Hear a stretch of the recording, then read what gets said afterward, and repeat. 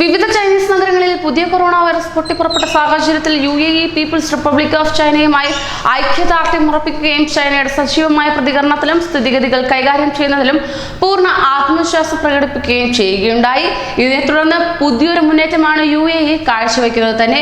UAE Highness Sheikh Mohammed bin Zayed Al Nahyan, Abu Dhabi കിരീടാവകാശി, UAE സായുധ സേനയുടെ deputy supreme commander എന്നിവരുടെ മാർഗനിർദ്ദേശപ്രകാരം വിദേശകാര്യ അന്താരാഷ്ട്ര സഹകരണ മന്ത്രാലയം പ്രസ്താവനയിൽ ഇത് കുറിക്കുകയുണ്ടായി.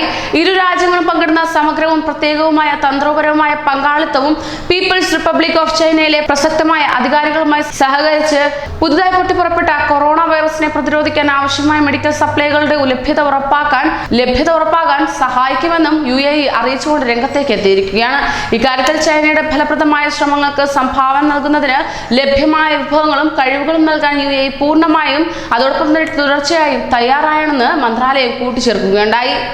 അങ്ങനെ കൊറോണ വൈറസ് പിടിമുറുക്കിയ ചൈനയ്ക്ക് പിന്തുണയുമായി UAE തന്നെ രംഗത്തെത്തിയിരിക്കുകയാണ്.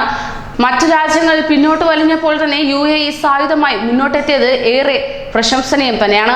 ആവശ്യമായ സഹായങ്ങൾ വാഗ്ദാനം ചെയ്ത UAE ബുർജ് ഖലീഫ, അബുദാബിയിലെ എമിറേറ്റ്സ് പാലസ്, അഡ്നോക് ആസ്ഥാനം തുടങ്ങിയ ബഹുനില കെട്ടിടങ്ങളിൽ ചൈനീസ് പതാക തെളിച്ച് ഐക്യദാർഢ്യം പ്രകടിപ്പിച്ചുകൊണ്ടാണ് ആദ്യം UAE രംഗത്തെത്തിയത്. വിവിധ രാജ്യങ്ങളുടെ സന്തോഷത്തിൽ പങ്കുചേർന്ന പോലെ ദുഃഖത്തിലും പങ്കുചേരുകയായിരുന്നു UAE എന്നത് ഇതിലൂടെ വ്യക്തമായി കാണുവാൻ സാധിക്കും. പ്രതിസന്ധി തരണം ചെയ്യാൻ ചൈനയ്ക്ക് സാധിക്കുമെന്നും UAE അധികൃതർ പറയുകയുണ്ടായി. Capital gate, Abu Dhabi global market, Emirates palace, Sheikh Zayed bridge Abu Dhabi, ദുബായിലെ ബുർജ് അൽ അറബ്, അൽ ഐനിലെ ഹസാൻ ബിൻ സായിദ് സ്റ്റേഡിയം എന്നീ കെട്ടിടങ്ങളും ഐക്യദാർഢ്യത്തിന്റെ ചുവപ്പണിഞ്ഞുകൊണ്ട് തിരികൾ തെളിയുകയുണ്ടായി. നേരത്തെ US-ൽ ഹെലികോപ്റ്റർ അപകടത്തിൽ മരിച്ച ബാസ്കറ്റ്ബോൾ ഇതിഹാസ താരം കോബി ബ്രയാന്റെയും മകൾ ജിയാനയുടെയും ചിത്രം കാണിച്ച് അവർക്ക് ആദരവും അർപ്പിച്ചിരുന്നു. കൂടുതൽ പ്രവാസി വാർത്തകൾക്കായി ഈ ചാനൽ സബ്സ്ക്രൈബ് ചെയ്യൂ.